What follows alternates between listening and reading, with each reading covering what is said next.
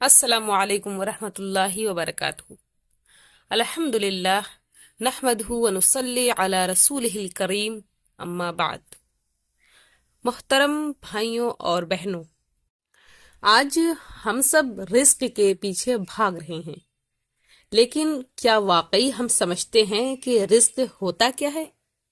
ہمارا حال یہ ہے کہ بینک بیلنس دیکھ کر خوش ہوتے ہیں، تنخواہ بڑھ جائے تو سکون محسوس کرتے ہیں، کسی کا بزنس ترقی کر جائے تو رشک کرتے ہیں، کسی کے پاس بڑی گاڑی یا بڑا گھر ہو تو فوراً سوچتے ہیں کہ یہ کیسے کما رہا ہے۔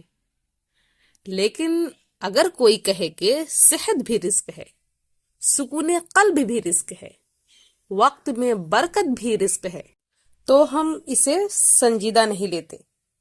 آج کے انسان کے لیے رزق کا مطلب بس پیسہ ہے، باقی سب فلسفہ لگتا ہے۔ رزق اللہ کے ذمے ہے، مگر ہم کیا سمجھتے ہیں؟ اللہ تعالیٰ نے قرآن میں فرمایا وَفِي السَّمَاءِ رِزْقُكُمْ وَمَا تُوعَدُونَ، سورہ زاریات آیت نمبر 22۔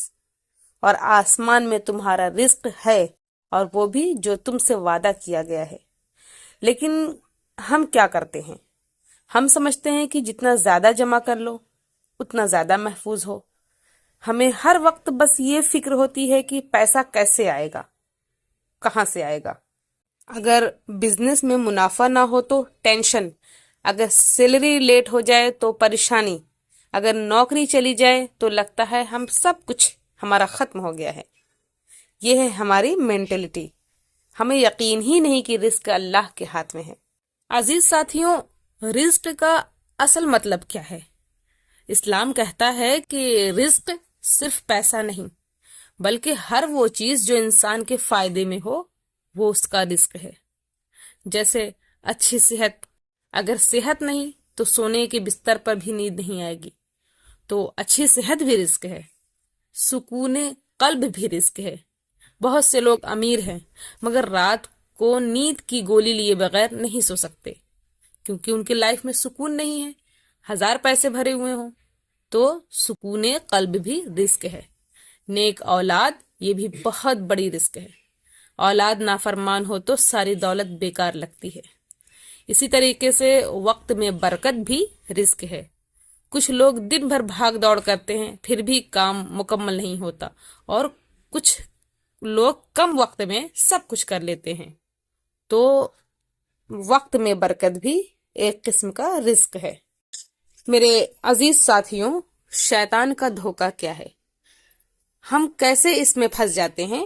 قرآن میں اللہ تعالیٰ نے فرمایا ہے الشیطان یعیدکم الفقر ویأمرکم بالفحشاء، شیطان تمہیں غربت سے ڈراتا ہے اور بے حیائی کا حکم دیتا ہے۔ شیطان ہمیں ہر وقت غربت کا خوف دلاتا ہے۔ اگر ہم صدقہ کرنے لگیں تو فوراً دل میں خیال آتا ہے کہ اگر کل پیسہ ختم ہو گیا تو، اگر کسی غریب کو دینے لگے تو شیطان وسوسہ ڈالتا ہے، تم خود اتنا زیادہ نہیں کماتے، تم کیسے غریب کو دو گے؟ اور تو اور اگر حلال کمائی مشکل ہو تو شیطان بہکاتا ہے کہ چلو بس ایک بار حرام طریقے سے لے لو پھر چھوڑ دینا۔ یہ سب شیطان کے جال ہیں، اور ہم دن رات ان میں پھنستے جا رہے ہیں۔ ہماری بھاگ دوڑ، مگر آخر میں ہوتا کیا ہے؟ نبی کریم صلی اللہ علیہ وسلم نے فرمایا اگر ابن آدم کے پاس 2 وادیاں بھر کر سونا ہو تو وہ تیسری کی خواہش کرے گا، اور ابن آدم کا پیٹ صرف قبر کی مٹی ہی بھر سکتی ہے۔ بخاری مسلم کی حدیث ہمارے اصل حقیقت بیان کر رہی ہے۔ پہلے سوچتے ہیں کہ بس ایک اچھی نوکری مل جائے پھر سکون ہو جائے گا، پھر سوچتے ہیں بس تنخواہ تھوڑی بڑھ جائے تب خوشی ہوگی، پھر سوچتے ہیں بس ایک اچھا گھر ہو جائے پھر مکمل سکون ہوگا۔ لیکن سکون پھر بھی نہیں آتا۔ کیوں؟ کیونکہ ہماری بھوک کبھی ختم نہیں ہوتی۔ میرے محترم سامعین، رزق میں برکت کیسے آئے گی؟ دیکھیں، حلال کمائی پر یقین رکھیں، چاہے کم ہو مگر سکون والا ہو۔ صدقہ کریں۔ نبی کریم صلی اللہ علیہ وسلم نے فرمایا کہ صدقہ مال کو کم نہیں بلکہ بڑھاتا ہے۔ اور کثرت سے استغفار کریں۔